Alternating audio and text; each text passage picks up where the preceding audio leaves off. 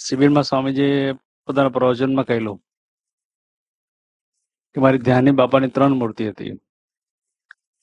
એક મૂર્તિ હતી આનંદ રેલવે સ્ટેશન ઉપર, બરોડા સ્ટેશન ઉપર પોટલા પર બેઠા હતા.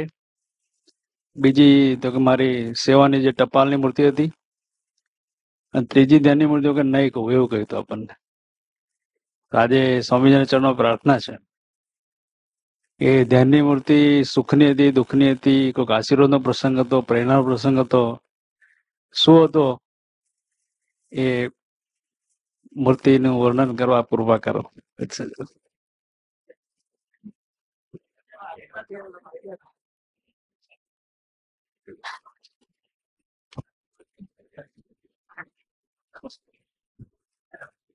ખીચતાય જ્ઞાનજી સ્વામીની ઈચ્છા હોવાથી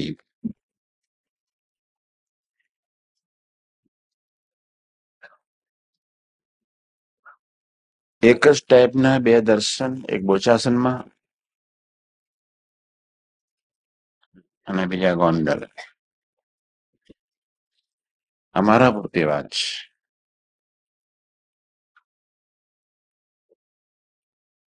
એટલે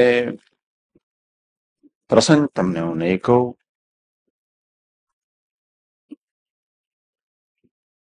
કોઈક વખત જોઈશ. એક પ્રસંગ બોચાસનની ધરતી પર બન્યો. બપોરના 2:30 વાગ્યાનો સુમાર હતો.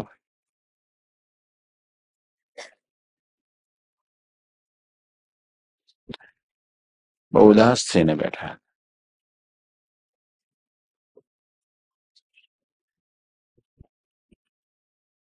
ચારે બાજુનો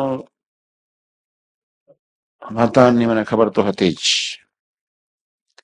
હું વાતાવરણને માઇન્ડ કરતો નથી.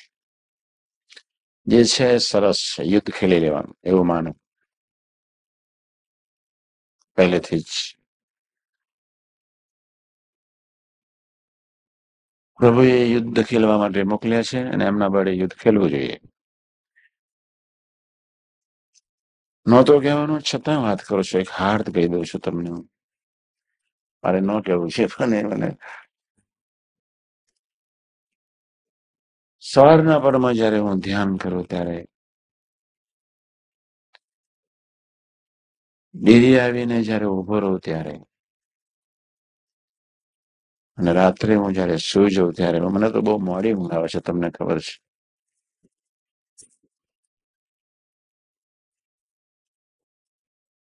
સંપ્રદાય ખાતે 2 પ્રસંગો એવા બની ગયા હતા.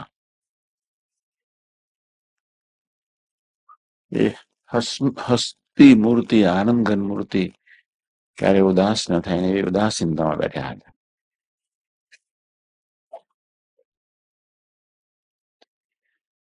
એક પ્રસંગ ગોંડલમાં બન્યો, એક પ્રસંગ બોચાસન. બંને વખતે હું જ હાથમાં આવી ગયો. તે વખતે બી મેં એન્ટ્રી લીધી હતી. સ્વામી એકલા જ. રાત્રે બપોરે અહીંયા બી અટલા બોચાસન. મેં પૂછ્યું, પણ એ મૂર્તિ હું એટલા માટે નિરંતર યાદ રાખું છું. અમારો બન્યું જ્યાંનું જે થવાનું થયું, બધાને ખ્યાલ બી આવી જશે. પણ જયારે હું સંભાળું છું ત્યારે પ્રાર્થના કરતા કરતા એ યાદ કરું છું. નેચરલ યાદ આવે છે. આજે બી આંખ બંધ કરીને બેઠો હતો બી યાદ આવી. પણ મારી પ્રાર્થના ગુરુચરણની નિરંતરની એ રહી છે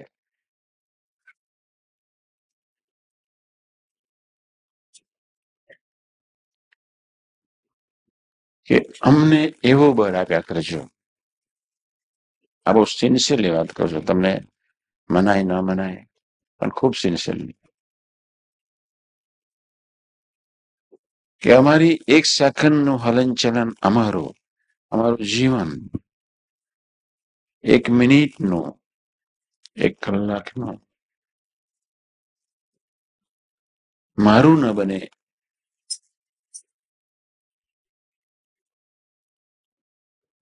એવી એક પ્રાર્થના સહિત દરરોજ, અથવા કહેવાનો મતલબ બીજી રીતનો એ હું કહું છું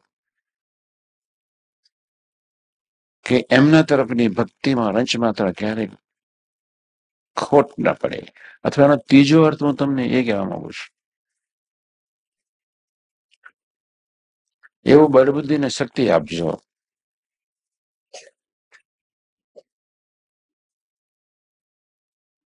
કે આ દર્શન અખંડિત એટલા માટે રાખ્યું છે,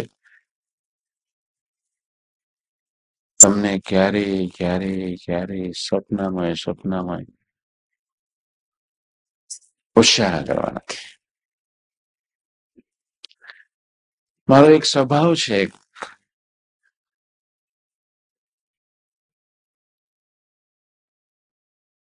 કે જીવન એવું સરસ જીવી લેવું જોઈએ કે આ દર્શન ફરી અમારા માટે સ્થિર ન બને, અથવા જીવન એવું જીવી લેવું જોઈએ કે આવી ઉદાસીનતાનું કારણ અમે ન બનીએ, હું ન બનું. એવી એક જાગૃતતાથી અત્યારે જીવું છું. બહુ ખુલ્લું કરું છું. સમ્યક સ્વામી સેવક ભાવ અથવા સમ્યક ભૂલકો કે અમને એવું બળબુદ્ધિને શક્તિ આપજો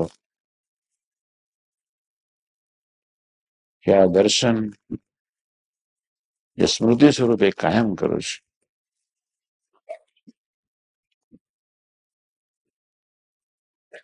એવા જીવનથી તમે નિરંતર પ્રફુલ્લિતતાના દર્શન લીધા કરો, એવા જાનપણે હું જીવું છું. ઉદાસીનતા વાળું દર્શન એવું જીવન જીવીને પ્રફુલ્લિતતામાં લઈ જવું છે. આવો એ સંકલ્પ વર્ષો પહેલા એક પ્રસંગ 1961 અને એક પ્રસંગ 1965, બે પ્રસંગો. એટલે આ એક સ્વામીજીનું દર્શન ઉદાસીનતાનું એ મારી સાધના છે. એ સાધના મારી નિરંતર એમનાની એક ધારી કેવળ એમના તરફની, એમના માટેની, એમની પ્રસન્નતાને અર્થે ચાલ્યા જ કરે. એટલે આ બે ઉદાસીનતા વાળી મૂર્તિઓ 61, 65 સાથે એક વટવાળી પ્રકૃતિ કરી શું ન થાય. આ એક પ્રકૃતિ છે, સ્વભાવ છે. એટલે મેં આ પસંદ છે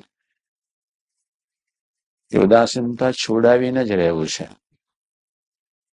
આ એક ધ્યેય લઈને બેઠો છું અને એમાં સંપૂર્ણ ભોગ, સમગ્રનો ભોગ, પોતાની વાલી વસ્તુનો ભોગ, પ્રાણથી પણ કોઈ પ્યારો હોય એનો ભોગ આપીને પણ પ્રફુલ્લિતતાના દર્શન,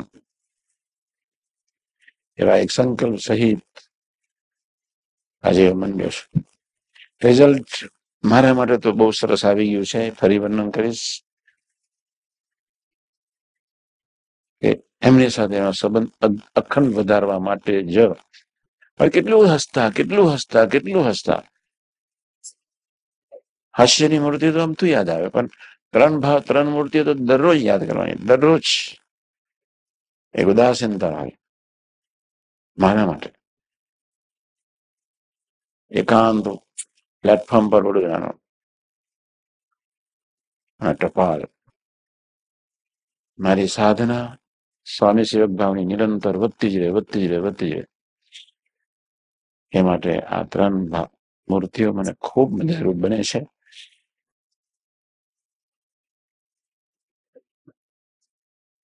એવો ખટકો આજના શુભ દિવસે પ્રાર્થના તમારા વતીને બાપાના ચરણે એટલું જ કરું ત્યારે જ્ઞાનીય સમય કહ્યું ત્યારે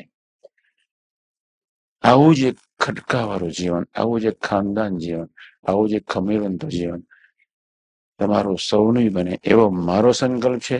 જાગ્રત રહેવા માટે સ્વાધ્યાય ભજન કરજો. સહેજાન સ્વામી મહારાજની